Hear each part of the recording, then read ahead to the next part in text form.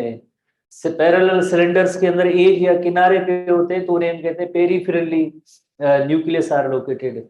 और cardiac muscle में single R by nucleated भी होते हैं, सेंट्रली लोकेटेड न्यूक्लियाई होते हैं। बट बुक के अंदर पॉइंट नहीं है हरू जो आप याद करने की कोई जरूरत नहीं है ऐसे कि इनके अंदर तो बाय द वे है ही एक ही न्यूक्लियस है, वन न्यूक्लियस यूनि न्यूक्लिएटेड है। और सेल्स कनेक्टेड बाय, तो जाहिर है ये पैरेलल सारे जो ऐसे फाइबर्स है तो इनका आपस में कोई कनेक्शन वगैरह नहीं होगा, ये तो एक दूसरे के साथ कनेक्टेड है। जैसे कल हमने पढ़ा था इंटरकैलेटेड डिस्क के जरिए एक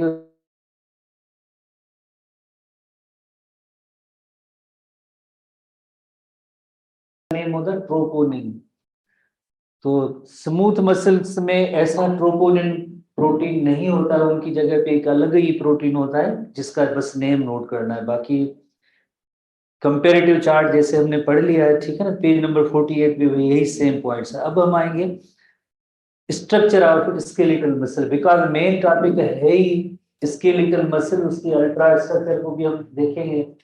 ultra structure of skeletal muscle, ultra structure of skeletal muscle आगे मेन हेडिंग होगी और फिर इसी की जो मैकेनिज्म क्या होगी कॉन्ट्रैक्शन की। एक चीज आप हमेशा ध्यान में रखें, जैसे दो तो ऐसे टर्म है बिल्कुल आपको याद होने चाहिए और वो बहुत ही इंपॉर्टेंट होंगे टेस्ट रिलेटेड। आगे जो टेस्ट होगी उसमें जैसे ये बोन है और ये मसल है, muscle is connected or attached to the bone by tendon और bone one bone is connected to another bone by ligament. दो ऐसे लफ्ज हैं, ये क्वेश्चन आपके जहन में हमेशा होने चाहिए और बहुत ही इंपॉर्टेंट है। Bone is connected to bone by ligament, muscle is connected to the bone by tendon, ठीक है ना, ये टेंडन होते हैं उसके जरिए जैसे अटैच्ड होती है। इसी तरह से ये एक स्केलेटल मसल फॉर एग्जांपल, अगर ये इसके अंदर हम सेक्शन किया है, जैसे ऐसे कट करने से हमें क्या नजर आता है कि स्केलेटल मसल की जब भी हम स्ट्रक्चर हम देखेंगे तो सबसे पहले जैसे हमने एक प्रीवियस पॉइंट में पढ़ा था कि they are arranged in bundles, skeletal muscles they are arranged in bundles। तो each skeletal muscle is composed of, जब इसका सेक्शन किया जाएगा तो उसमें काफी सारे आपको ऐसे बंडल्स नजर आएंगे, जैसे ये एक बंडल है, दूसरा बंडल है, तीसरा बंडल है, इस तरह से काफी सारे बंडल्स होते हैं। each skeletal muscle is composed of bundles, जिसे कहते हैं मसल फेसिकल्स, मसल फेसिकल्स। हर एक मसल बंडल के अंदर क्या होता है, जैसे ये देखें ये स्केलेटल मसल है, स्केलेटल मसल, और ये है स्केलेटल मसल का बंडल जिसे कहते हैं muscle fascicle, muscle fascicles, muscle fascicles. हर एक मसल फेसिकल के अंदर बहुत ही ज्यादा मसल फाइबर्स है और muscle fibre is called muscle cell.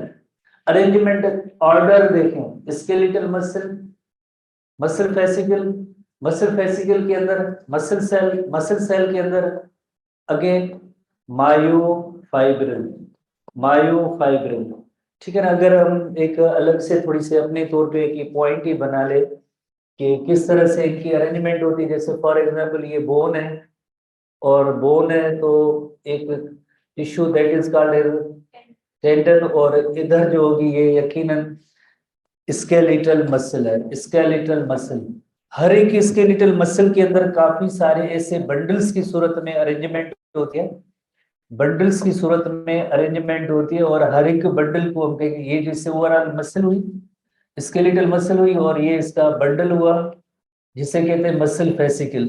पर इस मसल बंडल के अंदर बहुत ही ज्यादा वेरी मेनी मसल फाइबर्स होते हैं, बहुत ही ज्यादा मसल फाइबर्स होते हैं। अगर एक मसल फाइबर को अलग से निकाला जाए, जैसे ये एक मसल फाइबर है, ये फाइबर है, ये मसल फाइबर, तो ये muscle fibre is the muscle cell, muscle fibre is the muscle cell, जिसे कहेंगे मसल सेल कहेंगे, ठीक है। Muscle is composed of bundles of muscle fibre, each bundle is composed of muscle many muscle fibres. हर एक muscle fibre के अंदर क्या होता है, इसके अंदर जो बहुत ही ज्यादा जितनी लेंथ मसल फाइबर की होती है उतनी लेंथ के अंदर एक और थ्रेड लाइक स्ट्रक्चर्स होते हैं जिन्हें कहते हैं मायोफाइब्रिल। स्पेसिफिक ऑर्गेनील्स हैं ऐसे मायोफाइब्रिल, बाकी किसी जगह पे नहीं आपको मिलेंगे। Each skeletal muscle is composed of bundles of muscle fibre. Each bundle consist of many muscle fibres, और मसल फाइबर क्या होते हैं? मसल सेल होते हैं। उस मसल फाइबर के अंदर क्या होता है? मेनी ऑर्गेनील्स है, थ्रेड की तरह ऑर्गेनील्स है, जिन्हें कहेंगे मायोफाइब्रिल कहेंगे। तो अरेंजमेंट आप ध्यान में रखेंगे। Each muscle is composed of bundles of muscle fibre, bundles of muscle fibre called muscle fascicle. हर एक फेसिकल के अंदर मेनी मसल फाइबर्स होते हैं।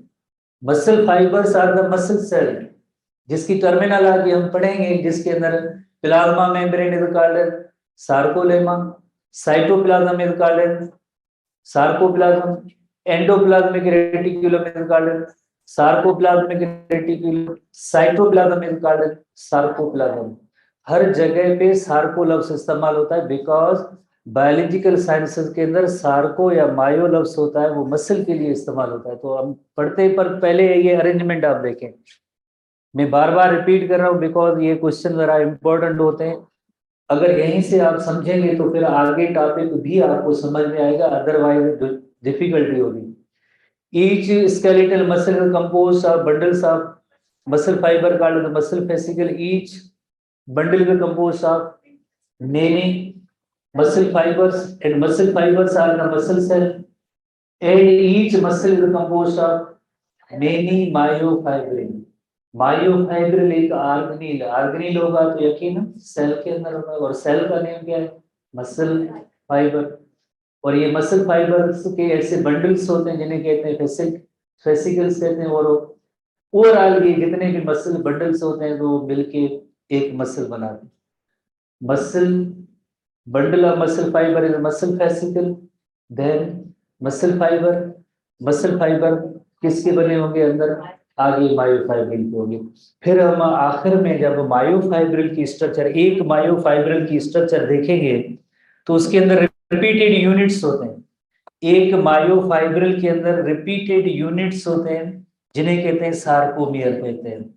और सार्कोमियर ही उसी के अंदर एक्चुअली जो है कॉन्ट्रैक्शन की जो मैकेनिज्म होती है वो इसी एक सार्कोमियर से हम पढ़ेंगे। और जो बैंड्स या स्ट्रिप्स होते हैं वो भी इसी सार्कोमियर के हवाले से होंगे। तो हम उसमें कहेंगे रिपीटेड यूनिट्स है जिन्हें हम कहेंगे सार्कोमियर कहेंगे। हर एक मायोफाइब्रिल के अंदर ऐसे रिपीटेड यूनिट्स होंगे जिन्हें हम कहेंगे sarcomere. And sarcomere is a structural and functional unit of muscle contraction. Structural and functional unit of muscle contraction. एक तो आपने ये सीरीज नोट की। अब आप आए इनकी मेम्ब्रेन्स के नेम, बहुत ही इंपॉर्टेंट क्वेश्चन। जैसे ओवरऑल मसल के बाहर एक कवर होगा, उसका भी अलग नेम होगा। बंडल के बाहर भी एक कवर होगा, उसका भी नेम होगा। As well as muscle fibre के ऊपर भी कवर होगा। हालांकि मसल फाइबर की प्लाज्मा मेम्ब्रेन है जिसे हम कहते हैं सार्कोलेमा कहते हैं, पर उसके बावजूद भी एक और भी कवर होता है। तो ये तीन जो है कवरिंग या मेम्ब्रेन्स के हम नेम नोट करेंगे। जरा इंपॉर्टेंट क्वेश्चन होगा। नेक्स्ट हम पेज पे आते हैं, ठीक है ना। जैसे एक है एपीमाइसियम। जितनी जैसे ओवरऑल जितनी भी मसल है उस मसल के बाहर जो कवरिंग है, इंटायर मसल सबसे बाहर टोटल मसल, उसे हम कहेंगे एपीमाइसियम।